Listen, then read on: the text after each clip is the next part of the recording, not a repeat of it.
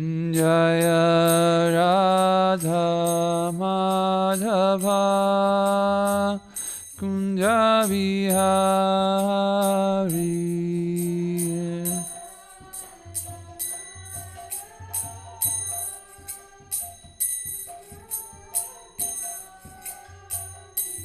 Jaya Gopi Janavallabha Girivaradari.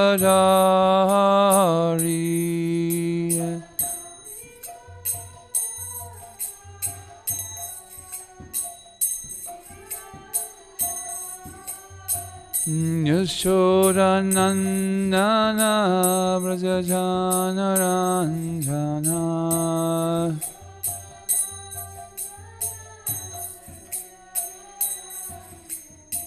Yashodanandana Braja Janaranjana.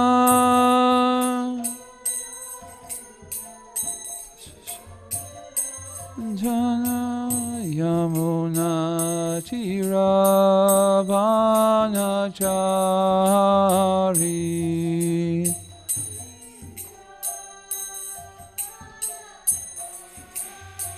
Yamuna Tiravanachari.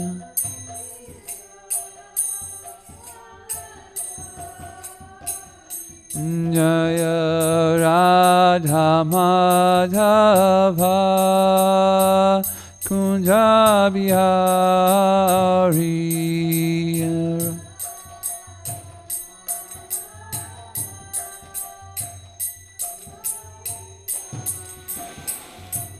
Jaya Gopi Janavallabha Girivaradari.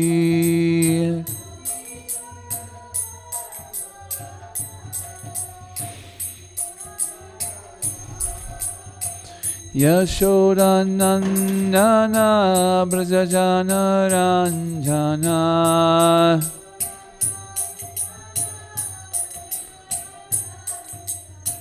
Yamuna Tiravanachari.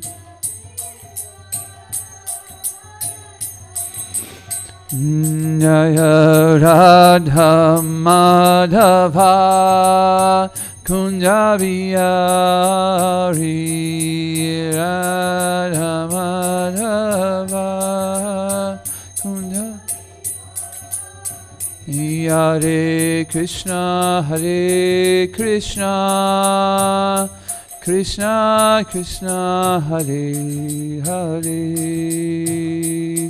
Hare Rama, Hare Rama, Rama Rama, Hare Hare, Hare Krishna.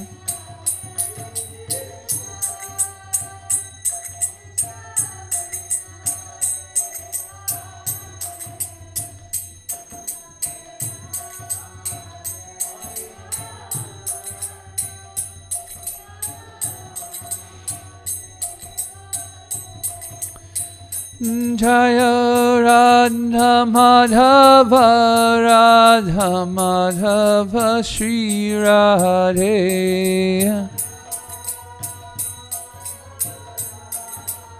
Madhava Shri Radhe. Jaya Radha Kalasanji Radha Kalasanji Shri Radhe.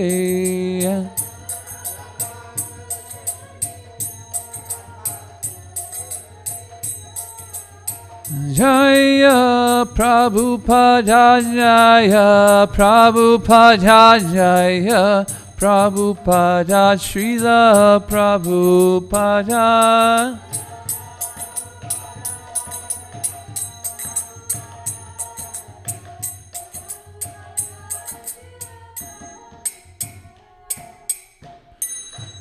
Shri Radhamadhava ki jai, Srila Prabhupada ki jai, Gaura Premanande.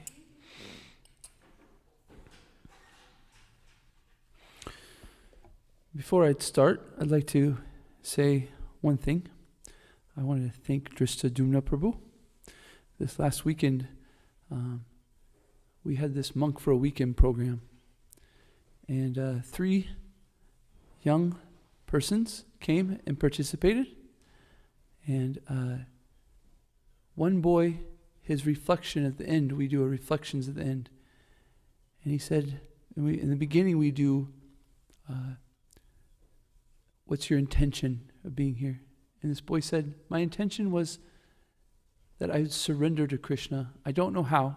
I didn't know how. I don't know how to do that, but I wanted to. And he said his reflection was that he was standing in the temple room here, and he was appreciating all of everybody chanting, and he started to cry. And right then he understood. He understood, there was some surrender in him, you know. And so, wow. So thank you, Drista, for putting this Monk for a Weekend program together.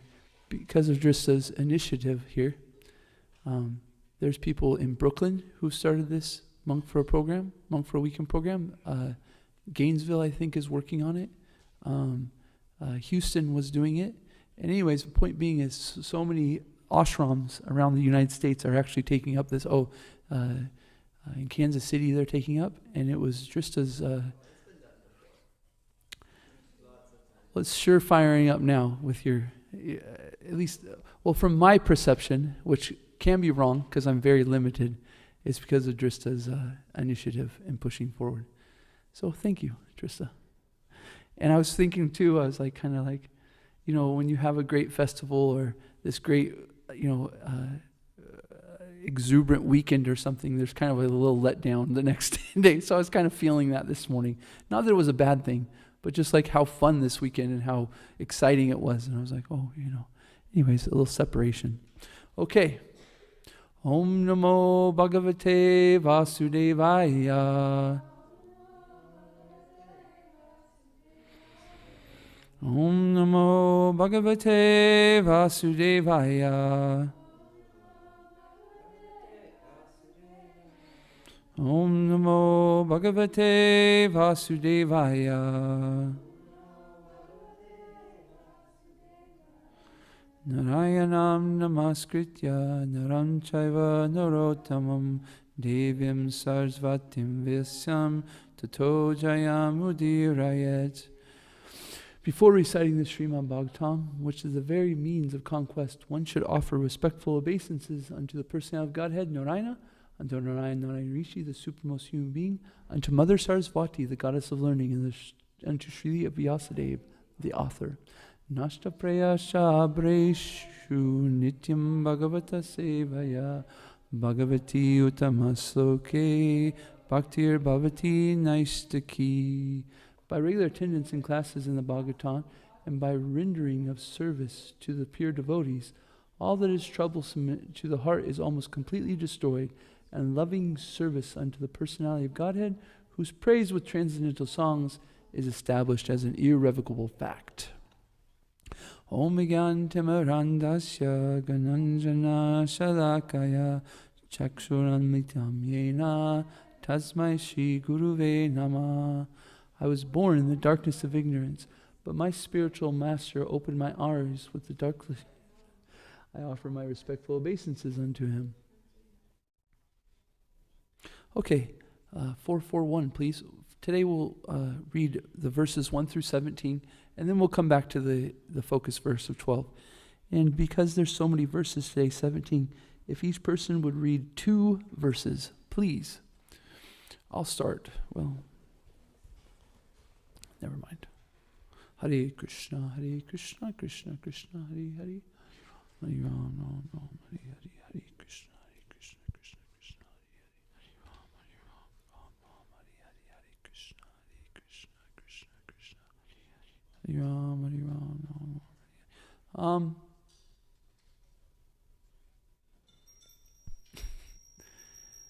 So,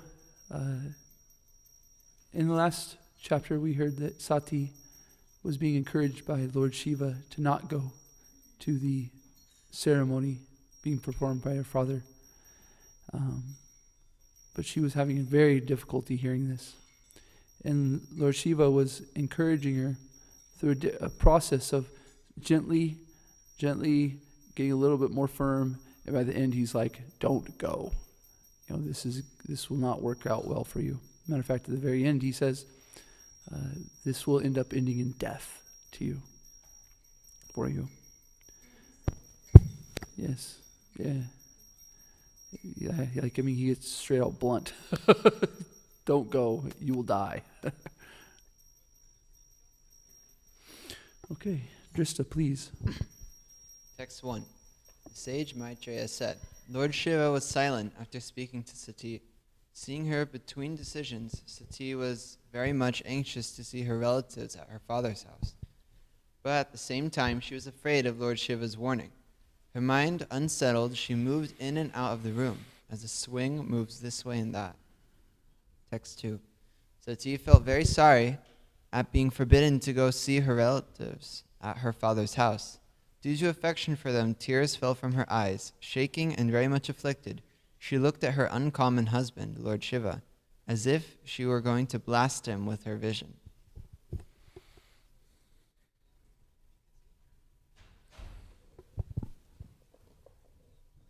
Thereafter, Sati left her husband, Lord Shiva, who had given her half his body due to affection. Breathing very heavily because of anger and bereavement, she went to the house of her father. This less intelligent act was due to her being a weak woman. When they saw Sati leaving alone very rapidly, thousands of Lord Shiva's disciples, headed by Maniman and Mada, very quickly followed her with his bull and Nandi in front and accompanied by the yakshas.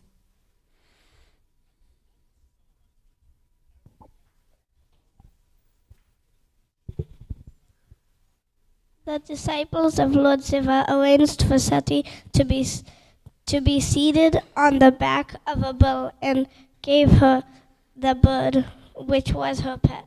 They bore a lotus flower, a mirror, and all such paraphernalia for her enjoyment, and covered her with a great canopy, followed by a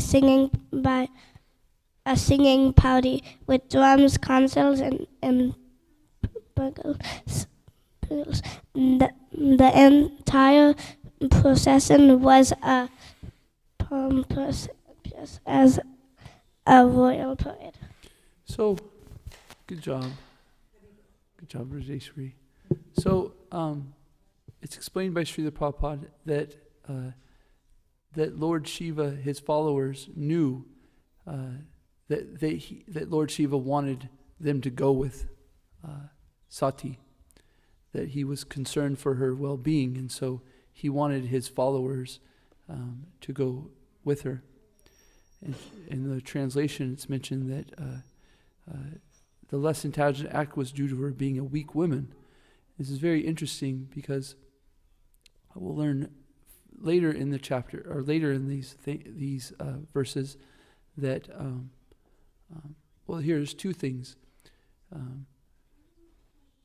The women's intelligence is usually, I'm not going to too overly generalize, but quite often is an emotional intelligence.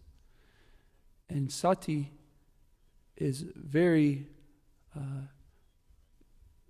appropriate in the intelligence of emotional intelligence. In that she cared for her husband so much that she had to go to this sacrifice. It will be explained later that Sati didn't actually end up going for her own well-being.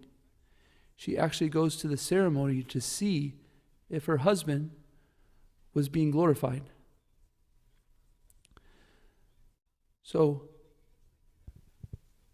Srila Prabhupada explains in one of the verses that the wife, as the same with the husband, is there to protect their significant other, as it says that half the body of one is half the body of the other.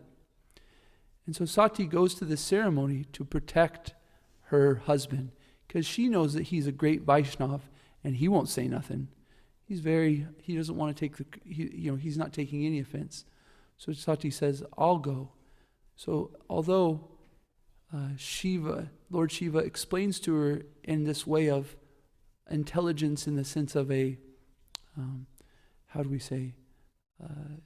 philosophical intelligence, Sati had a great emotional intelligence.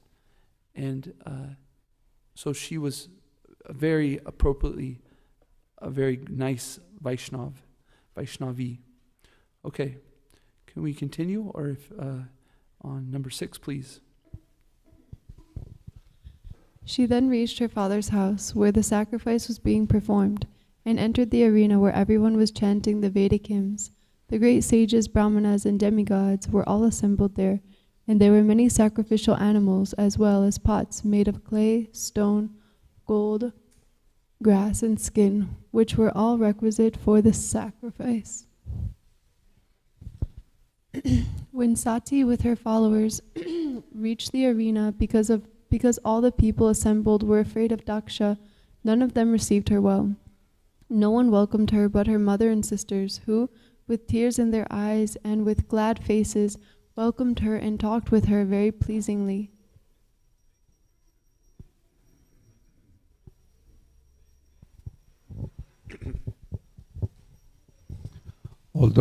Although she was received by her sisters and mother, she did not reply to their words of reception, and although she was offered a seat and presents, she did not accept anything. For her father neither talked with her nor welcomed her by asking about her welfare.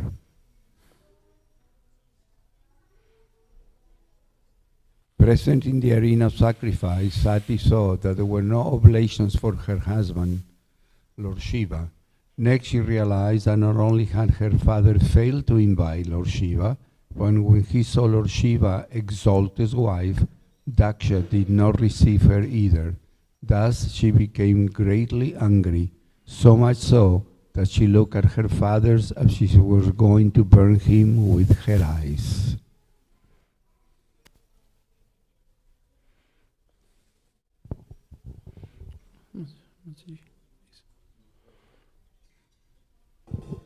The followers of Lord Shiva, the ghosts, were ready to injure or kill Daksha, but Sati stopped them by her order. She was very angry and sorrowful, and in that mood she began to condemn the process of sacrificial fruitive activities and persons who are very proud of such unnecessary and troublesome sacrifices. She especially condemned her father, speaking against him in the presence of all. Go ahead and read one more if you would mind. The Blessed Goddess said, Lord Shiva is the most beloved of all living entities. He has no rival. No one is very dear to him, and no one is his enemy. No one but you could be envious of such a universal being who is free from all enmity.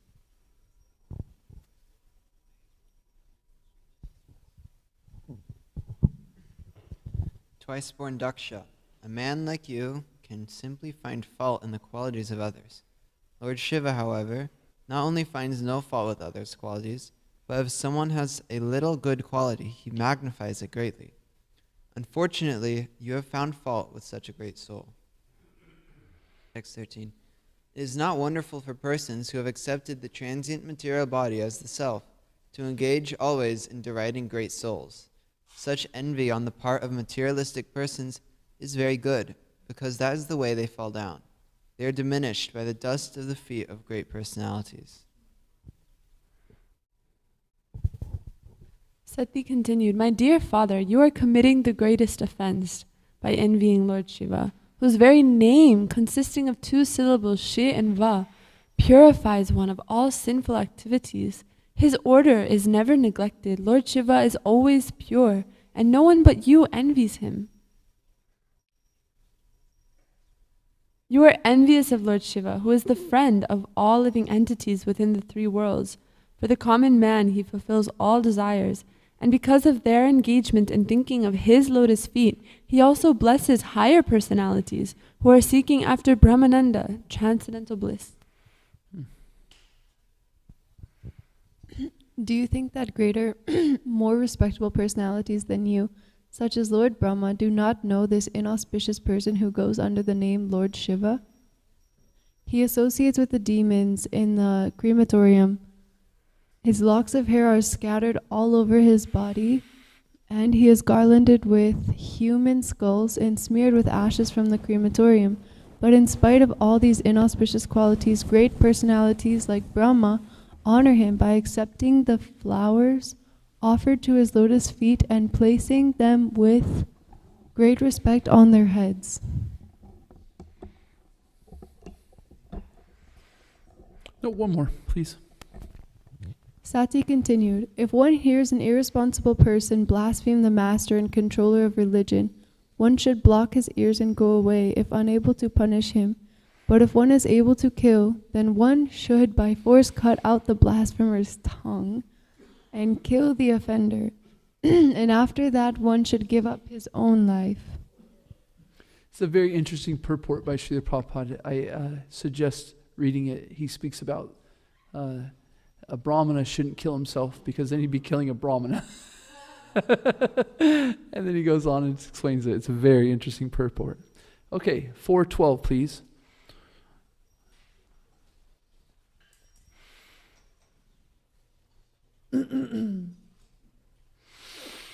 Okay. Let's get this bigger. Dosan paresam hi guneshu sadhavo. Guneshu sadhavo. Goshan paresam hi guneshu sadhavo. Grinanti chaitanya bhavadrotsadvidya.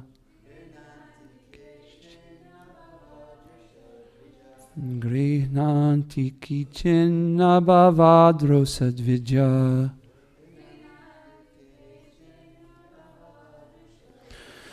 Gunam shafala gunabal bahuli karisnavo. Gunam shafala gun bahuli karisnavo. Mahatmastis avidad bhavanagmam. Mahatmastis avidya bhavan agam. Please, bolo.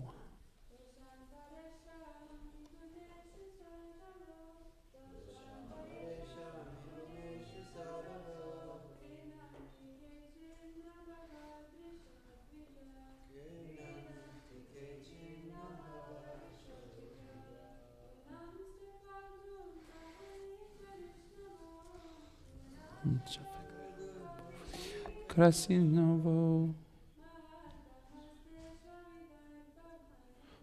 Mahatmastis avidad bhavan. One more. Goshan paresam hi ganeshu sadhavo. Grinanti kichinna bhavadrasodvija. Gunam shavalgun paliyu krisinavo. Mahatmastus avidad bhavanagam. We're running a little short on time, so let's just go to translation, please. Translation purport by His Divine Grace, A.C. Bhaktivedanta Swami Srila Prabhupada. Twice born Daksha, a man like you can simply find fault in the qualities of others. Lord Shiva, however, not only finds no faults with others' qualities, but if someone has a little good quality, he magnifies it greatly. Unfortunately, you have found fault with such great soul. Will somebody read the first paragraph, please?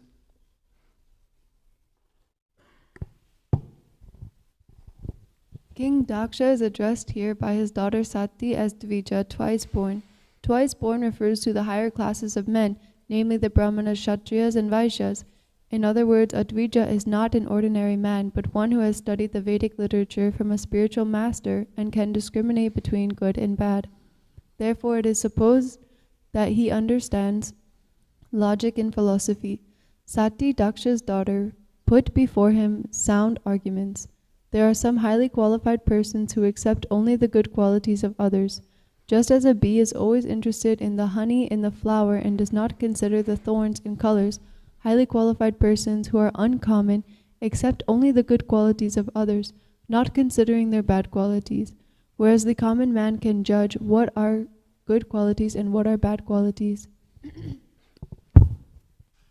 Among the uncommonly good souls, there are still gradations, and the best good soul is one who accepts an insignificant asset of a person and magnifies that good quality. Lord Shiva is also called Ashutosha, which refers to one who is satisfied very easily and who offers to any person the highest level of benediction. For example, once a devotee of Lord Shiva wanted the benediction that whenever he touched someone on the head, that person's head would at once be separated from his trunk. Lord Shiva agreed. Although the benediction asked was not very commendable because the devotee wanted to kill his enemy, Lord Shiva considered the devotee's good quality in worshipping and satisfying him and granted the benediction. Thus, Lord Shiva accepted his bad qualities as magnificently good qualities. But Sati accused her father, "You are just the opposite. Although Lord Shiva has so many good qualities and no bad qualities at all, you have accepted him as bad and found fault with him. Because of your accepting his good qualities to be bad, instead of your becoming the most exalted soul, you have become the most fallen. A man becomes the greatest soul by accepting the goodness of others' qualities, but by unnecessarily considering others' good qualities to be bad, you have become the lowest of the fallen souls."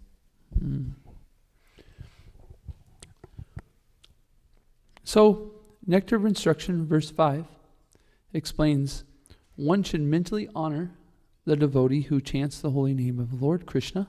One should offer humble obeisances to the devotee who has undergone spiritual initiation, Diksha, and is engaged in worshiping the deity. And one should associate with and faithfully serve the pure devotee who is advanced in undeviated devotional service and whose heart is completely devoid of the propensity to criticize others. Nectar Instruction, verse 5.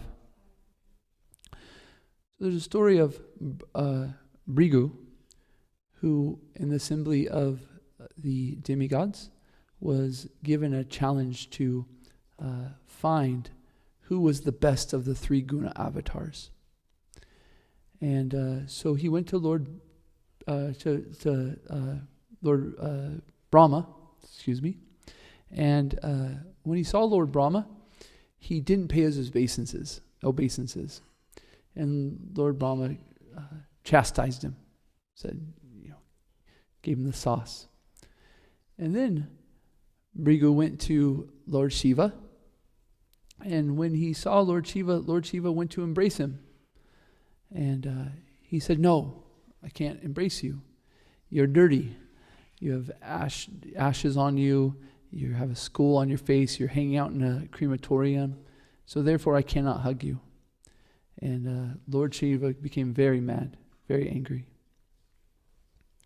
But it's understood that Lord Shiva became angry because he knew that the offense that Brigu was committing would offend Lord Vishnu, would offend Krishna.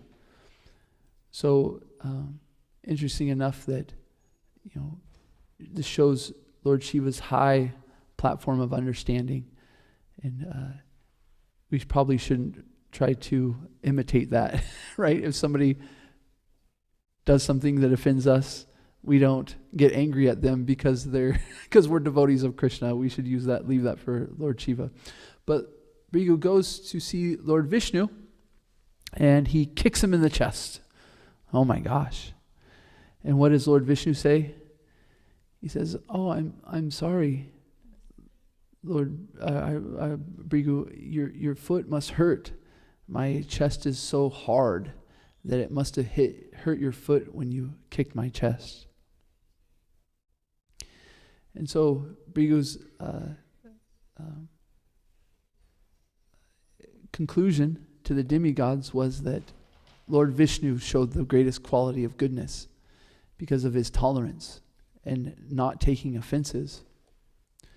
So we also see this in Lord Shiva here in this example, that he's not taking any offenses by Brigu, although he's speaking in a way to best protect his wife. But we also see that his wife has this great desire to protect her husband. So it's very, very nice. We also in our movement have the first saint, known as the first saint of ISKCON, right? Jayananda Prabhu.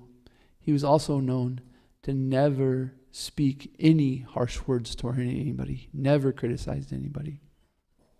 Matter of fact, he was so much liked that there's a story of Banana King Louis. Raise your hand if you've heard the story of Banana King Louis. Oh, this is a great story. So there's a farmer market in San Francisco that's very famous, very big. And in that famous market is a famous market person. What should I say? Marketeer? Anyways, somebody who ran one of the shops, and his name was Banana King Louis. And Banana King Louis ran a banana stall. And on the back of his stall was a big picture of himself. And it said on the sign, "Don't ask what Banana King Louis can do for you, but ask what you can do for Banana King Louis." And so he's known in this farmer's market for being very strong, very tough, very like a Vaishya of all Vaishyas, you know, really cutthroat in making profit. So the word got out that Banana King Louis was giving bananas to the devotees. And so people were asking, Jayananda, how are you doing this? They call him Jay, right?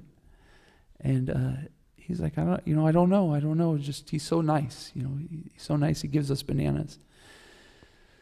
So Jayananda left his body, and one of the devotees were going around the market trying to collect some donations for the temple.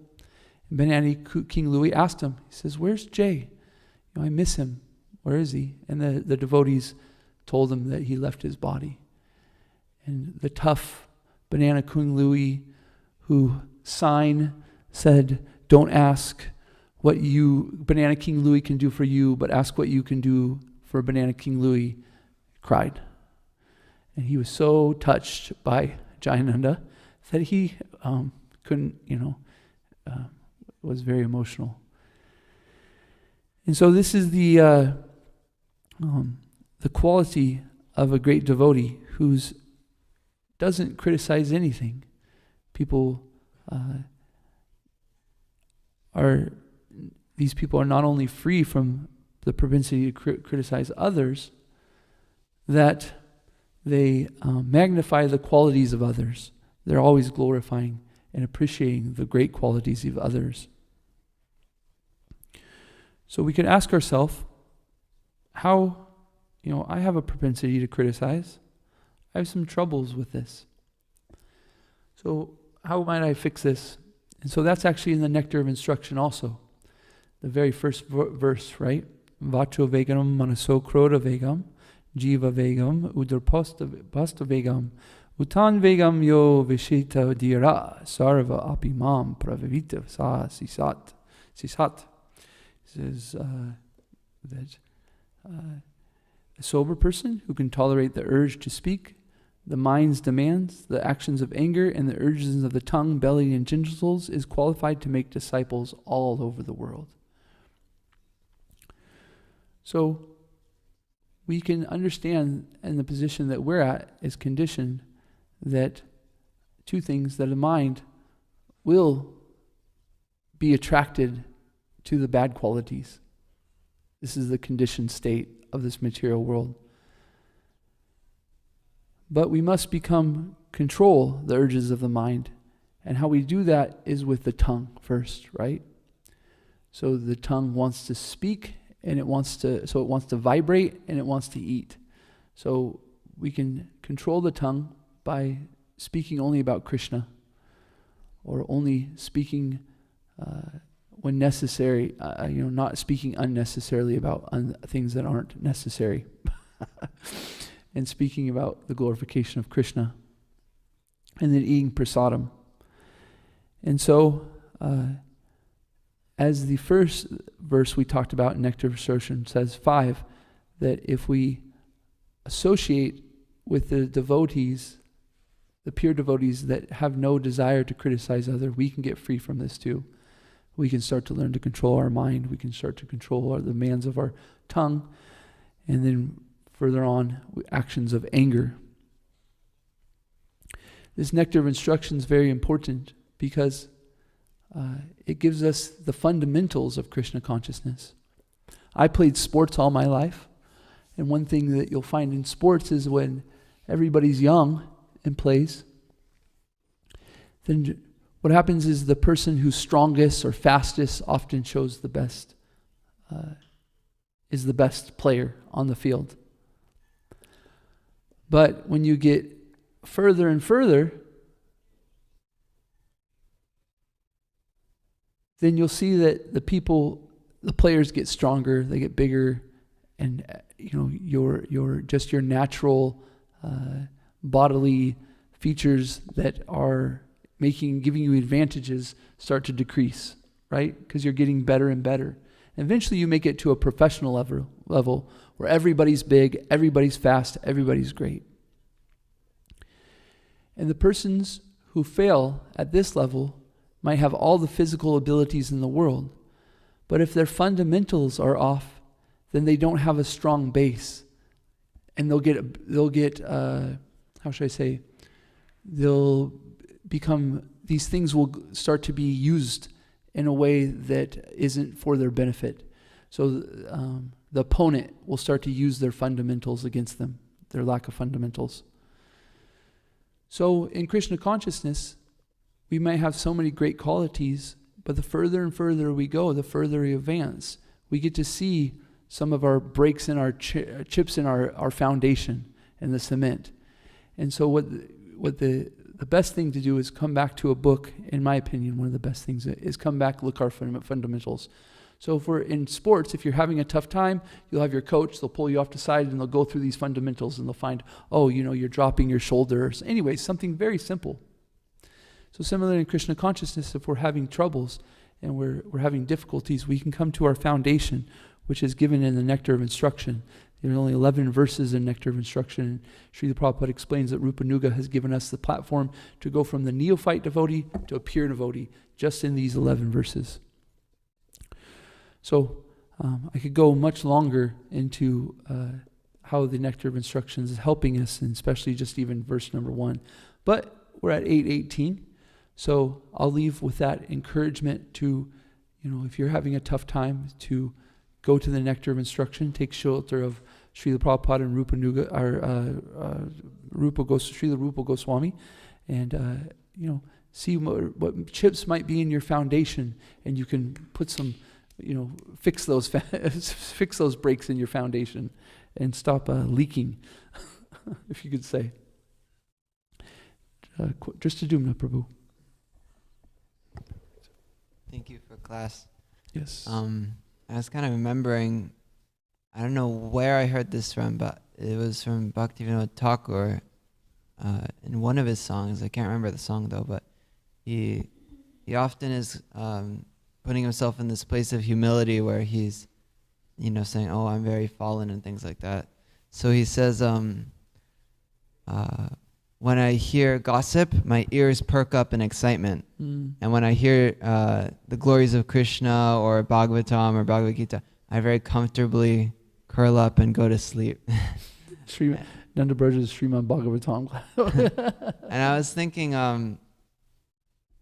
just the way the world works is that we're fueled off of negativity. And that's the most sensational thing out there, is that hearing something negative, you always want to click that link on which person got exposed and stuff like that.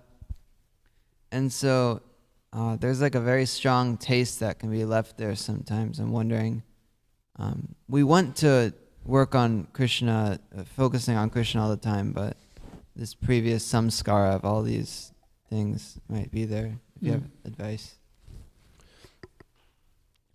Well, first and foremost, the process of devotional service is so strong that all of these things will be taken away from us. The qualities, the good qualities will start to develop. So first and foremost, we need to really pray to Krishna, please let me do some pure devotional service.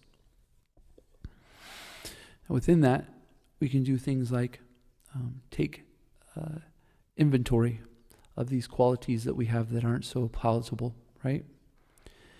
And instead of focusing on those unpalatable qualities, we can start to decide about the qualities that we do want. So if we're focusing on the stuff that is negative, we'll tend to get more negative stuff. Don't think of a blue elephant. Probably everybody who was really listening attentively thought of a blue elephant. So it's not that we shouldn't use our intelligence to understand the unwanted things, but we really should focus on the good qualities to help us develop Krishna consciousness. And we can see that Krishna will give us opportunities to work on those qualities or to develop those qualities even more. So one thing that we're taught if you go to the Govardhan retreat is to be attentive, or not attentive, but intentional. And this is intention. I am going to go today and I'm going to be kind and courteous to every devotee I see. That's a good quality, right? If you're kind and courteous to every devotee, how can you criticize them? So automatically the unwanted thing gets dropped and the good thing becomes palatable. And that's Krishna consciousness. We're trying to grab onto the nice things. And we're trying to let go of the unwanted things. What do you think, Trista? Jai, I was thinking though, is there a way to kind of counteract the negative while working on the positive? Do you have ideas in that way? Yeah, it's practice. We just got to keep on trying to do the right thing. And when we make mistakes, we find ways to apologize for those, learn from them, and move forward. We need to be hard on ourselves, gentle on others, but also we need to be gentle in the sense of being hard on ourselves means to move forward. Some people, we hear often about our self-care, right? And the greatest self-care is to understand that we have these things that are unwanted and to start working forward how to gain the good qualities that are there in a devotee and that are conducive for our Krishna consciousness, are conducive for our serving Krishna, right? So that's all I kind of have. I feel like maybe you're looking for a little bit more, but that's all I have is really, if you're driving down the road, or often there's these crashes in the middle of nowhere, and they'll hit a tree, and it's like there was nothing around except for the tree. And this phenomenon is known as this focus thing. So somebody will jar up, and they'll wake up, and they'll see the tree, and they'll be so focused on missing the tree that they just they can't help but run into it. There's actually the drivers in a racetrack. When you're learning to race, you get taught that when you get into a spin, you have to look where you want to go. You have to look where you want if you're going to get out of a spin. And so when they're training you to drive, you'll get into a spin. They'll even put you in a spin on purpose, and they'll let you wreck. And every single person will look at the wall, and boom, they drive in the wall. So after the second or third time, the instructor will grab their head and turn it to where they want to go. And they come out of the spin. So this is an analogy for our life. Sometimes we get into a spin or in tough times and we're so focused on the crashing of the wall and the thing we don't want that we're just like boom, boom, boom, boom. But we need the great acharyas and books like Nectar of Instruction to twist our head and go, here's the thing that we need to look at, to be more focused on, is the good qualities and the humility and tolerance and these good qualities. It's not that we don't understand the wall is there, but we're going to choose to start focusing on the path that we need to do to make things favorable for devotional servants. Premamrita. Hare Krishna. I've been having a lot of realizations on this lately. So I just kind of wanted to share a few things that I wrote down in my journal because I've been listening. So one thing that I thought of in, one practical thing we can do is to actively listen to lectures about offenses and the dangers of offenses and why we should avoid offenses.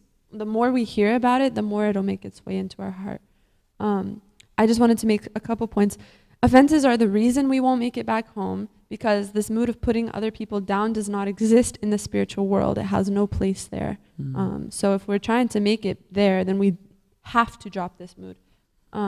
When we criticize, this is something that I heard in a lecture recently, is that when we criticize others, we should understand that our propensity to find fault in them is worse than whatever fault we think we found, actually. And when we have this understanding, this mood, it can humble us.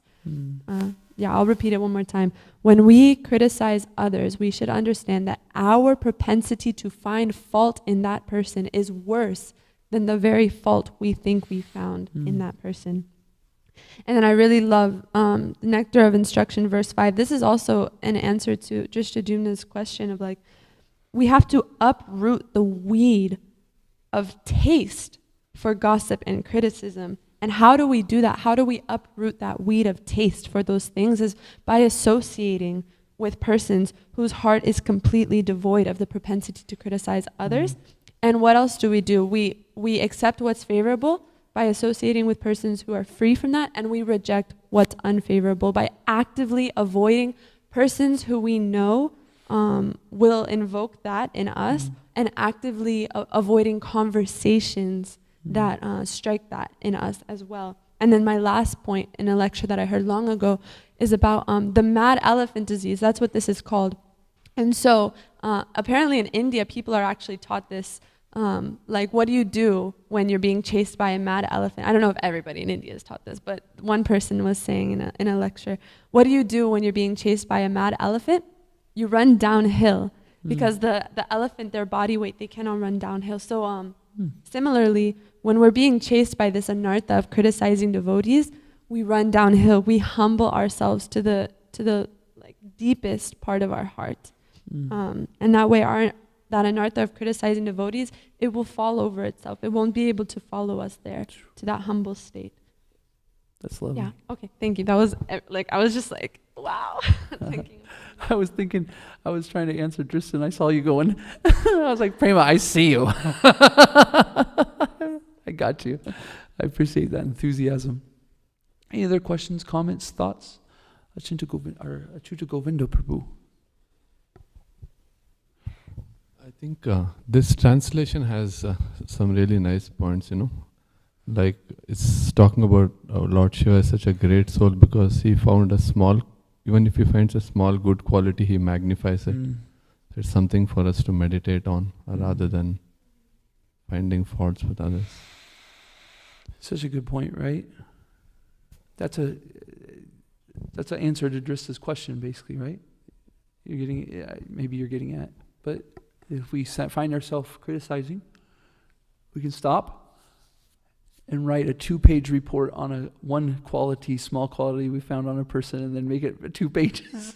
I found this thing's great about this person. Okay, I'm being a little facetious in the sense of a 2-page, but if we're having problem criticizing others or finding fault in others, we can say, nope, I'm going to find a good quality and start to magnify it. That's a really good point, Achyuta Govinda Prabhu. Drista Dumna. I was remembering